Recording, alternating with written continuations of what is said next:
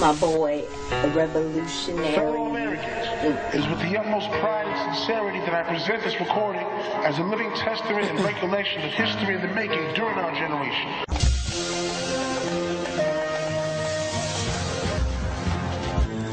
The Brazilian finds show that the New World was discovered tens of thousands of years earlier than previously believed, and certainly well before the time of the American Indians. But who then were these pioneers? A much earlier wave of Mongoloids? Or another race altogether? Clues to the identity of the first Americans are emerging in rock shelters in the northeast and southeast of Brazil.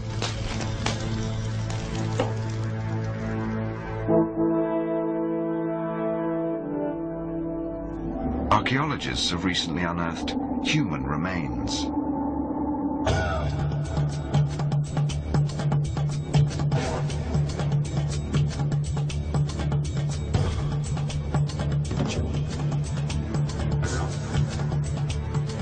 Prehistoric skulls were found buried in layers of soil 9,000 to 12,000 years old. They are the oldest skulls in the Americas.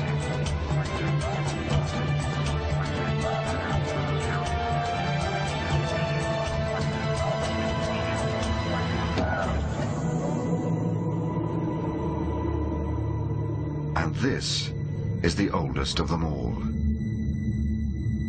The skull of a young woman, nicknamed Luthia by scientists.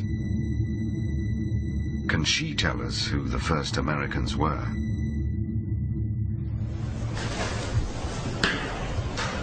Walter Neves is a physical anthropologist at Sao Paulo University in Brazil. He has been using a standard and reliable archaeological measure, the shape of the skull, to find out what race she belonged to. 91. He fully expected Luthia to be a Mongoloid, an ancestor of the American Indians. 91.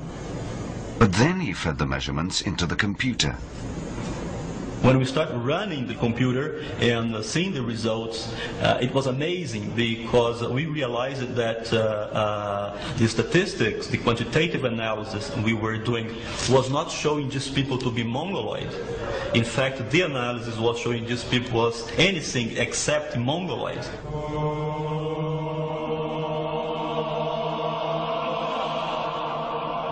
Who then was Luthia? And where did she come from?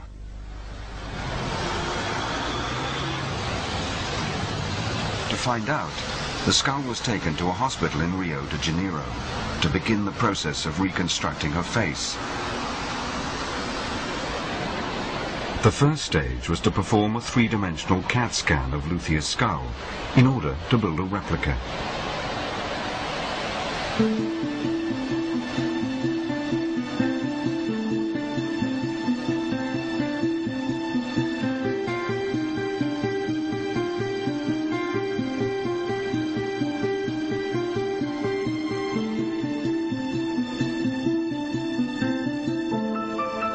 The cast was then given to Richard Neve of the University of Manchester and one of the world's leading forensic artists to recreate her features.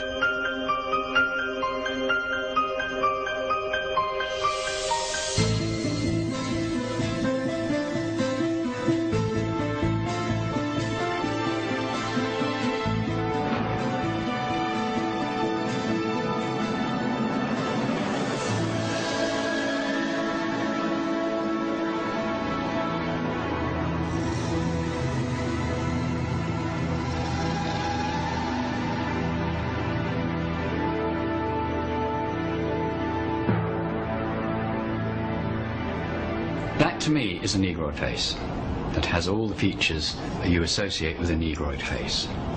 The proportions of the face, it doesn't say anything about it being a Mongoloid.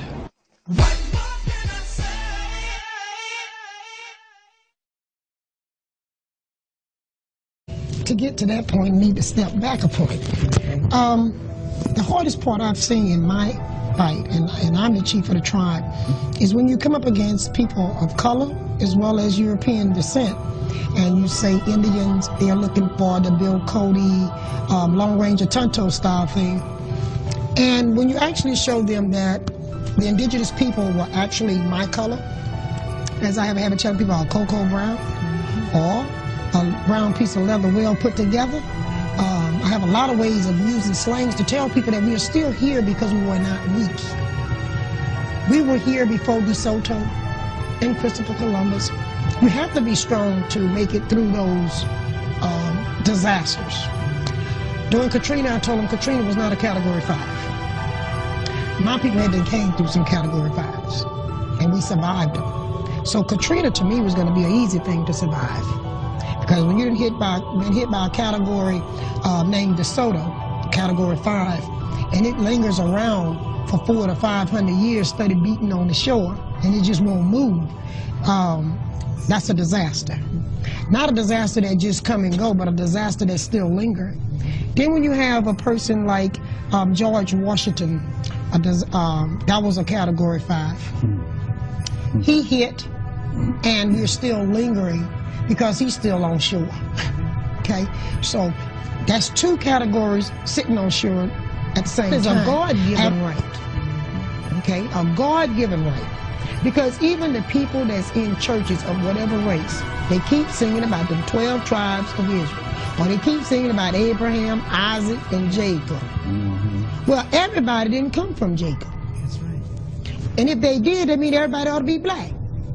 Because Jacob was marrying within his tribe. People that looked like him. He married his uncle's children. Okay?